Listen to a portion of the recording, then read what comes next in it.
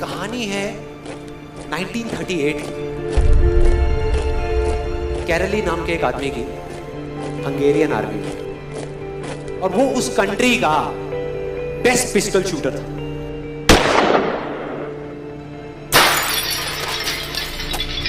जितनी भी national championships हुई थी उस कंट्री में, उसको वो जीत चुका था। और सबको ऑलमोस्ट कंफर्म था कि 1940s में जो ओलंपिक्स होने वाले हैं उसमें गोल्ड मेडल कैरली को ही मिलेगा। और उसने सालों से ट्रेनिंग करी थी। उसका एक ही सपना था, एक ही फोकस था कि मुझे अपने इस हाथ को दुनिया का बेस्ट शूटिंग हैंड बनाना है, बेस्ट बनाना है, बेस्ट बनाना है। और वो कामयाब हो गया, उसने बना लिया बेस्ट शूटिंग हैंड। सिर्फ 2 साल का फर्क। 1938 में एक आर्मी का ट्रेनिंग कैंप चल रहा था। क्योंकि वो आर्मी में था तो एक एक्सीडेंट हो गया। उसके उसी हाथ में जिससे उसने गोल्ड मेडल जीतना था, उसमें एक हैंड ग्रेनेड फट गया और वो हाथ चला गया। जो उसका सपना था, जो फोकस था, सब खत्म।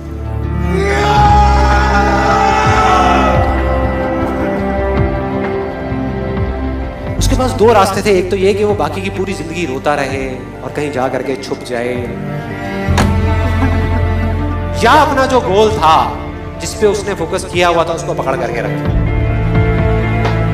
तो उसने फोकस किया उस पे नहीं जो चला गया था, जो उसके पास नहीं था। उसने फोकस किया उस पे जो उसके पास था।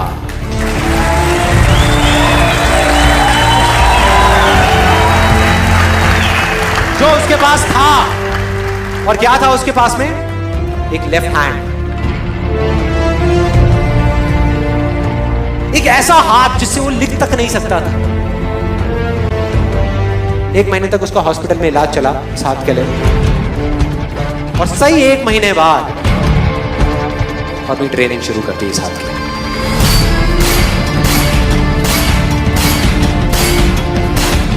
ट्रेनिंग के 1 साल बाद, मतलब कि 1939 में वो वापस आया। नेशनल चैंपियनशिप्स हो रही थी वहीं पे हंगरी में, और बाकी भी बहुत सारे पिस्टल शूटर्स थे वहां पे। उन्होंने जा करके उसको कंग्रेचुलेट किया। कहा कि यार देखो, ये होता है जज्बा, ये होती है स्पोर्ट्समैन स्पिरिट, कि इतना सब कुछ होने के बाद भी तुम यहां पर आए हो हमको देखने के लिए और हमारा हौसला बढ़ाने के लिए। किसी को नहीं पता था कि वो 1 साल से अपनी ट्रेनिंग कर रहा था लेफ्ट हैंड की। और उसने जवाब दिया, मैं यहां पर तुम्हारा हौसला बढ़ाने नहीं आया, तुम्हारे साथ कॉम्पीट करने आया हूं, तुमसे लड़ने आया हूं, तैयार हो जाओ। और कंपटीशन हुआ। बाकी सब वहां पर जितने भी लोग थे वो कॉम्पीट कर रहे थे अपने बेस्ट हैंड से। ये कॉम्पीट कर रहा था अपने ओनली हैंड से, ओनली हैंड से। कौन जीता? The man with the only hand, Kairali जीत गया। लेकिन वो यहां नहीं रुका।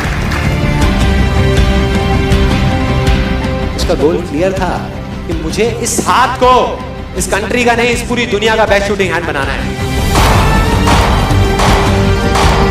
उसने अपना सारा फोकस उठा करके डाला 1940 पे, जब ओलंपिक्स होने वाले थे। लेकिन 1940s के ओलंपिक्स कैंसिल हो गए वर्ल्ड वॉर की वजह से।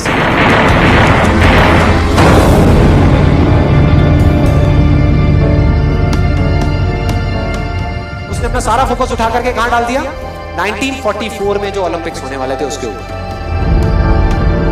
और 1944 में जो ओलंपिक्स होने वाले थे वो भी कैंसिल हो गए वर्ल्ड वॉर की वजह से। फिर से कैंसिल।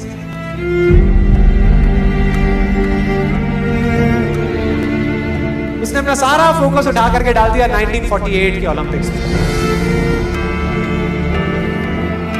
1938 में उसकी एज थी 28 साल, 1948 में उसकी एज हो चुकी थी 38 इयर्स।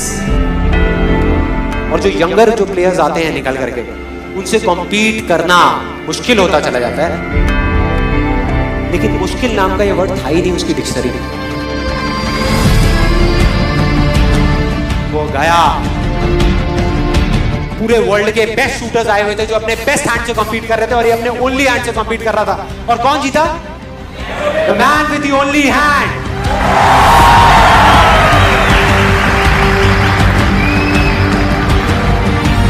लेकिन वो तब भी नहीं रुका। 1952 ओलंपिक्स, दोबारा कॉम्पीट किया उसने, और इस बार गोल्ड मेडल कौन जीता? गैरल ली। 4 साल बाद दोबारा से, और पूरी की पूरी हिस्ट्री को बदल करके रख दिया ओलंपिक्स ने। इस पर्टिकुलर कंपटीशन में उससे पहले किसी भी एथलीट ने लगातार 2 गोल्ड मेडल्स नहीं जीते।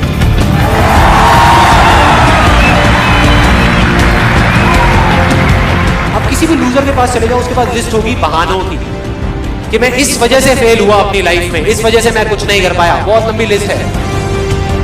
और दूसरी तरफ विनर के पास चले जाओ, उसके पास में 1000 वजह होगी वो ना करने की जो वो करना चाहता है, सिर्फ एक वजह होगी वो करने की जो वो करना चाहता है, और वो कर जाएगा।